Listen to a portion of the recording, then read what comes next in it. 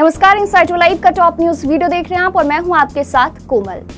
सामान्य वर्ग में आर्थिक रूप से कमजोर तबके को 10% आरक्षण पर सुप्रीम कोर्ट ने मुहर लगा दी है। 5 जजों में से 3 ने ईडब्ल्यूएस आरक्षण के फैसले को संवैधानिक ढांचे का उल्लंघन नहीं माना।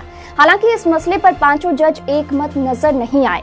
चीफ जस्टिस यूयू ललित और जस्टिस रविंद्र भट्ट ने ईडब्ल्यूएस के खिलाफ फैसला सुनाया, जबकि जस्टिस दिनेश माहेश्वरी, जस्टिस बेला त्रिवेदी और जस्टिस जेबी पारदीवाला ने पक्ष में फैसला सुनाया। भारत के चीफ जस्टिस यूयू ललित का कल यानी 8 नवंबर को कार्यकाल खत्म हो रहा है। बता दें कि चीफ जस्टिस ललित का 74 दिन का कार्यकाल कल पूरा होने जा रहा है, जिसके बाद अब 9 नवंबर को जस्टिस डीवाई चंद्रचूड़ भारत के नए चीफ जस्टिस होंगे या अगले 2 सालों के लिए भारत के चीफ जस्टिस रहेंगे। दिल्ली की शराब नीति को लेकर उप मुख्यमंत्री मनीष सिसोदिया को तगड़ा झटका लगा है। सिसोदिया के करीबी और आबकारी नीति मामले में आरोपी दिनेश अरोड़ा ने सरकारी गवाह बनने की इजाजत मांगी। दिनेश अरोड़ा ने शपथ ली कि बिना किसी दबाव के सरकारी गवाह वो बनना चाहते हैं। उन्होंने अपने ऊपर लगे आरोपों को माफ किए जाने की अर्जी दाखिल की। उसकी अर्जी पर कोर्ट 14 नवंबर को सुनवाई करेगा और उसका बयान दर्ज होगा। राउज एवेन्यू कोर्ट उसके बाद तय करेगा कि दिनेश अरोड़ा को सरकारी गवाह बनाया जाए या नहीं। दिल्ली एनसीआर की हवाओं में लगातार दूसरे दिन सुधार। केंद्र सरकार की वायु गुणवत्ता एजेंसी CAQM ने ग्रेडेड रिस्पांस एक्शन प्लान का चौथा चरण वापस लेने की घोषणा कर दी है। 9 नवंबर से सभी स्कूल खोलने के आदेश दिए गए हैं। वर्क फ्रॉम होम के आदेश वापस लिए गए। हालांकि फेज 3 के प्रतिबंध जारी रहेंगे। बस सेवा शुरू करने का भी ऐलान किया गया है।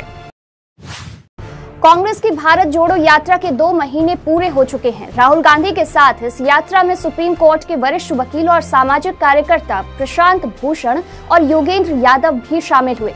इनका एक वीडियो भी सामने आया है जो सोशल मीडिया पर काफी वायरल हो रहा है, जिसमें राहुल गांधी प्रशांत भूषण का हाथ पकड़े हुए दिखाई दे रहे हैं। इस दौरान राहुल के साथ कांग्रेस कार्यकर्ताओं का हुजूम भी दिखा।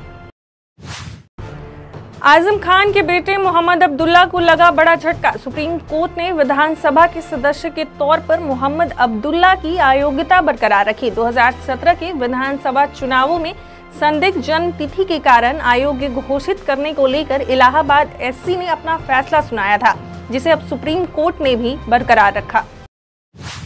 अब खबर बिहार से। बिहार के कटिहार जिले में बीजेपी के स्थानीय नेता संजीव मिश्रा की गोली मारकर हत्या कर दी गई। घटना के विरोध में गांव के लोगों ने चक्का जाम किया। मौके पर पुलिस बल तैनात की गई। बताया जा रहा है कि पुरानी रंजिश को लेकर वारदात को अंजाम दिया गया। पुलिस मामले की जांच में जुटी है। भर में नरेंद्र मोदी को चुनौती देने का ऐलान कर चुके नीतीश कुमार अब उनके गृह राज्य गुजरात में चुनौती देंगे। नीतीश की पार्टी ने गुजरात विधानसभा चुनाव में मैदान में उतरने का फैसला लिया है। गुजरात में विधानसभा चुनाव की प्रक्रिया शुरू हो चुकी है और अगले महीने एक और 5 दिसंबर को वोटिंग होनी है। गुजरात विधानसभा चुनाव में JDU का गठबंधन वहां के क्षेत्रीय पार्टी भारतीय ट्राइबल पार्टी से होने जा रहा है। भारतीय ट्राइबल पार्टी के संयोजक छोटू भाई बासवा ने आज मीडिया को ये जानकारी दी। छोटू भाई बासवा ने कहा कि उनकी नीतीश कुमार से बातचीत हो चुकी है और साथ मिलकर चुनाव लड़ने पर सहमति बन गई है। अगली खबर झारखंड से है। लीज आवंटन मामले में झारखंड के मुख्यमंत्री हेमंत सोरेन को बड़ी राहत मिली है। सुप्रीम कोर्ट ने जनहित याचिका पर कहा है कि ये मामला सुनवाई योग्य नहीं है।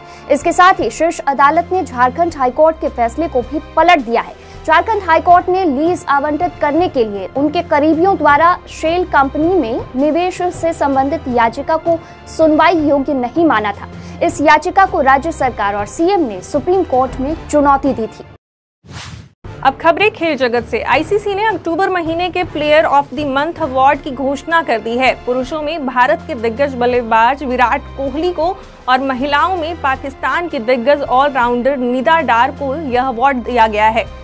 उन्हें दक्षिण अफ्रीका के खिलाफ T20 सीरीज और T20 विश्व कप में शानदार प्रदर्शन के लिए यह अवार्ड दिया गया है। कोहली की टक्कर जिम्बाब्वे के सिकंदर रजा और दक्षिण अफ्रीका के डेविड मिलर से थी, लेकिन कोहली को सबसे ज्यादा वोट मिले। फिलहाल के लिए इतना ही। बाकी की खबरों के लिए इनसाइडर लाइव को सब्सक्राइब कर लें।